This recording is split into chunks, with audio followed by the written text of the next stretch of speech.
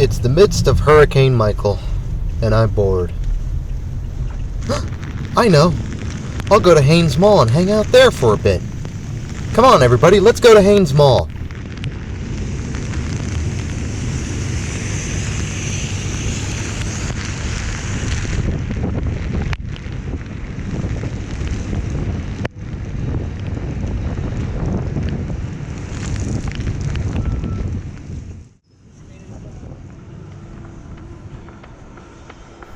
To jog everybody's memory about Haynes Mall, let's go over its history once again. And no, its name is not associated with the underwear manufacturer. Haynes Mall began in 1975, starting with Belk, JCPenney, Sears, and a short-lived 4-screen cinema as an outparcel. As a modest mall built by the Jacobs Group, Haynes Mall did well in Winston-Salem, North Carolina. In fact, it did so well that the Jacobs Group wanted to expand the mall to include Thalheimer's and Ivy's. JCPenney refused to move at this, but no biggie. In 1990, the Jacobs Group built on the other side of JCPenney, turning it into a Mall-Thru. Haynes Mall's growth continued all the way through the 2000s, as occupancy shifted and morphed, but always stayed high. It would become home to North Carolina's second H&M store. It would see Forever 21 set up shop, and just recently, the mall would even see space get reconfigured to make way for Dave & Buster's. Although Ivy's anchor pad was signed on as Ivy's, Dillard's acquired the chain before they could set up shop. Meanwhile, Thalheimer's would be acquired by Hecht's, which would then be merged into Macy's. In addition to these two anchors, a food court would also be set up on the upper floor of the new wing, creating a premier shopping destination for Winston-Salem, its only direct competition being the much smaller Marketplace Mall up the road, with outlying competition being in Statesville, Greensboro, and High Point. However, this mall is about to face its first major challenge in this violently shifting market. Sears Holdings, surprise surprise, announced in November that Haynes Mall would be one of 40 Sears stores closing, down among the hundreds being closed in the bankruptcy. Although bankruptcy still looms among them, there's no telling what will come next for the company, nor if they'll even see the rest of 2019. This will leave Haynes Mall with a large gap to fill. Can Haynes Mall do it? I hope so.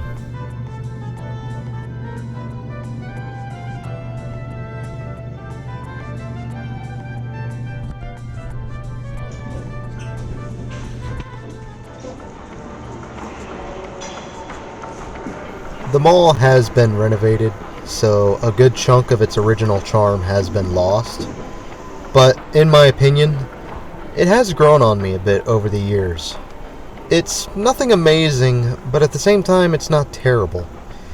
You can still see much of the Jacobs influence, however, if you look up towards the ceiling.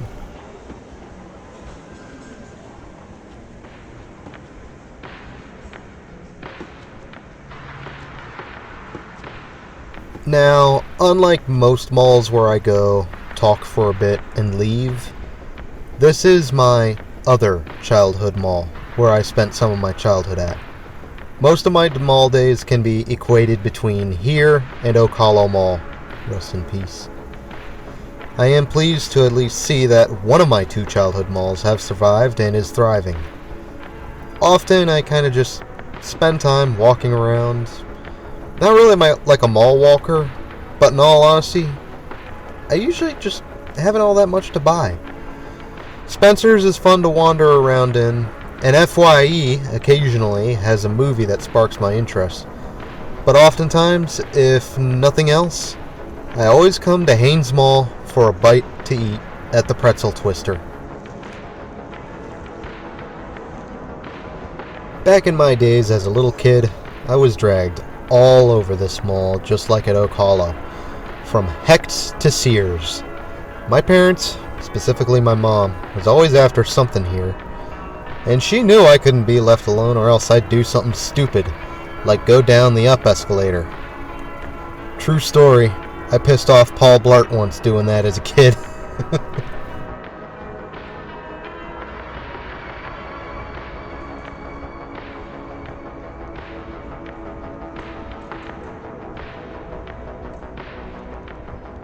So with this being a mall split in half by an anchor, we'll have to cross through JCPenney in order to get to the older portion of the mall. Nonetheless, we can at least see how JCPenney is doing, right?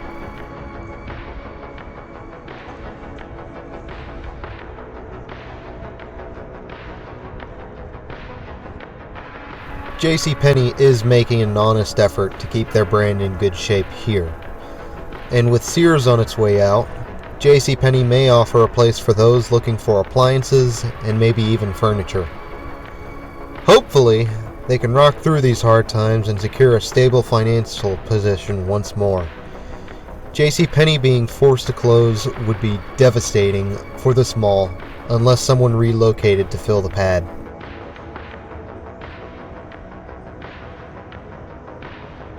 I'm no expert, but I'm fairly certain that this particular Penny's shares its roots with the long-gone Rolling Acres Mall. You'll see what I'm on about when we get to the older side of the mall, alright?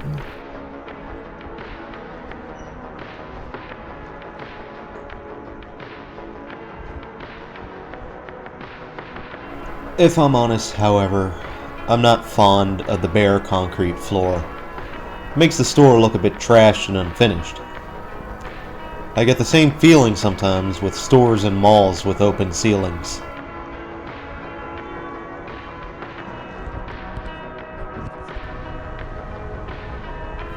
Get a look at this. This facade looks so similar to the one at Rolling Acres. The brick is just great. I have a hard time seeing anything other than a JCPenney logo right there. And then, Brookstone. That didn't last long.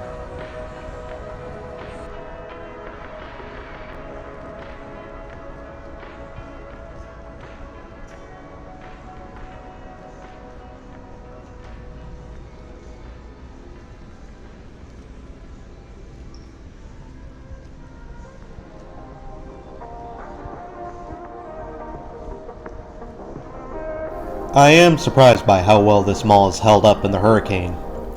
In most dead malls, maintenance would have slacked to the point where roof turns into a pasta strainer. I'd be surprised if Mayberry Mall is still standing after Michael. But here, in this live mall, any buckets you do see, you could count on a single hand.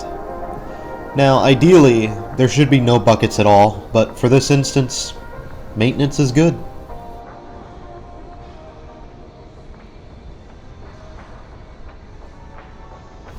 And here we are at Belk. Now, I'm not sure if this was an original Belk or if it was a partnership location with, say, Beck or even Tyler. Old era photos of Haines Mall are difficult to come by, but I did find one that bears the original Belk logo, so this very well could be an original Belk.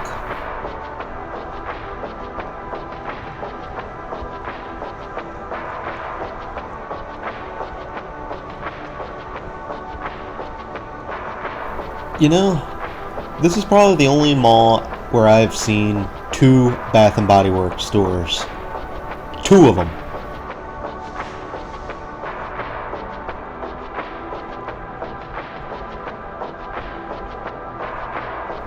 And up ahead is Sears.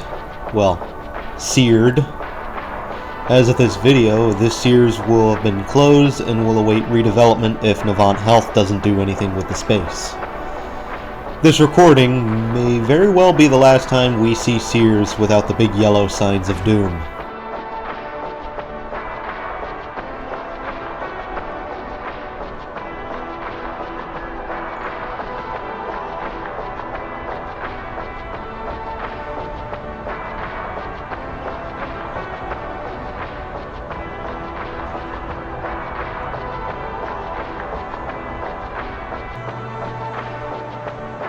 And behind the wall will be the future site of Dave & Buster's, which will help offset the loss of Sears, at least I hope it will. While on the subject, which is your favorite entertainment venue? Dave & Buster's, Tilt Studios, or Round 1?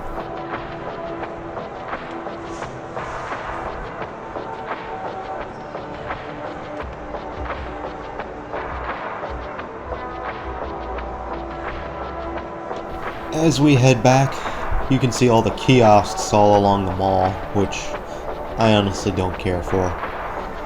I have been roped into buying things at kiosks twice here, but because I'm so reluctant to buy them, they end up doing some hefty discounts in order to get me to buy. Probably still get ripped off, but you know what? I got them cheaper than most others would, so there's that.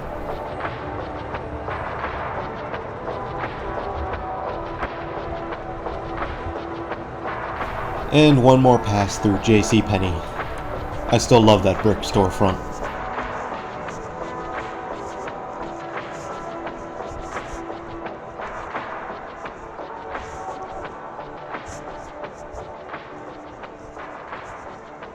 Well, we're beginning to wind down, and it's almost time to make our way out of the mall. Hope you guys enjoyed the walk around Hanes Mall. As usual, don't forget to like, subscribe if you enjoy my work.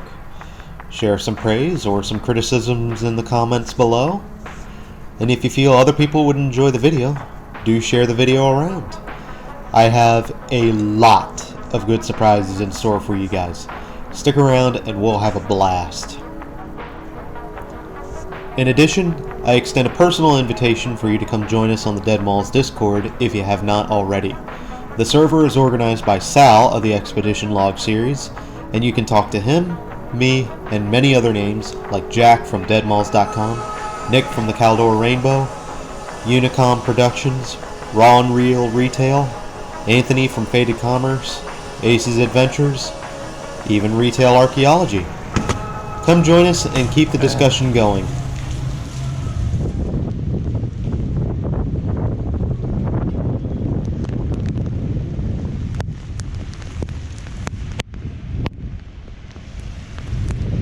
And back into the storm I go. Until next time, ladies and gentlemen, this is Doomie Grunt, wishing you and Hanes Mall farewell and good luck.